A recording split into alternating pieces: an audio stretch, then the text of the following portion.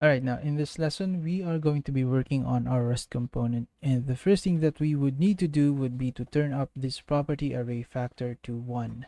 And this is going to let Blender evaluate all of our properties over here. Now, of course, for our Rust component, what we want is a base color with a splotchy brownish orange texture. So what we are going to do is to make use of this image stack node. So what is an image stack node? An image stack node is a node group that will allow us to blend images or colors together. And since this is going to be a unique node group, we can basically go inside this node group, change some blending options if we need to, and not have to worry if we're going to be affecting any other node group. So let's create this image stack node, and we are going to position it down here. And then we are going to connect the output of this image stack node into our base color. Now, of course, what we want is to have variations of orange and brown for our textures. So let's set this input 0 to a bright orange, this input 1 to a darker orange, and then this input 2 to a deep brown. Alright, now to recreate the splotchy texture, we are going to make use of Blender's Musgrave texture node. So let's hit Shift A on our keyboard and then look for the Musgrave. Now what we want is to maintain control over all of these colors over here. So let's connect the output of this Musgrave texture into our input factor. Now let's set some values over here. So let's set 500 for scale, 15 for detail, and then 0.2 for dimension. Now if we look closer at our texture, you'll see that we have a little bit of stretching over here.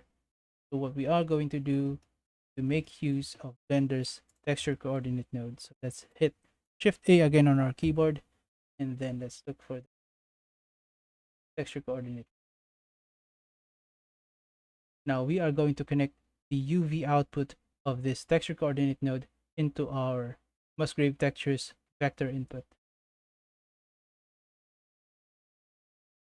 Alright. Now we are going to do the same thing for our input 1 factor, but we are going to change the scale value to 1000 just so we have a little bit of variation. Now, of course, we don't want rust all over our lantern, so we need to control where our rust occurs, and we are going to do that by making use of another image stack, which we are going to connect to our property array factor. But this time we are only going to make use of an image stack for two inputs. Alright, now let's connect the output of this image stack into our property array factor. And then we are going to make another surface info node. Of course, we need to connect this surface info node to our surface info map. So let's select that surface info map and then select the surface info node and then F. Right now we are going to connect this surface info, or we are going to connect the bevel output of our surface info node into this input. And then we are going to set some values over here. So let's set 10 for contrast, and then bevel shift to negative 0.2. All right. Now, of course, we want rust to occur a little bit more random. So let's create another Musgrave texture node.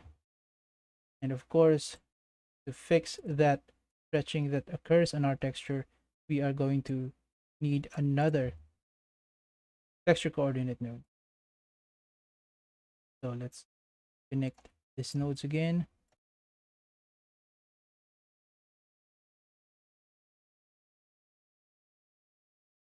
The output of the Musgrave texture into our input 0 factor. And then let's set some values over here. So let's set scale to 0.8, detail to 12, and then dimension to 0. Alright. Now to finish off the look of our Rust component, we are going to need to change this bump value since of course rust eats away at the surface. So we are going to set a value of 0.2498. All right.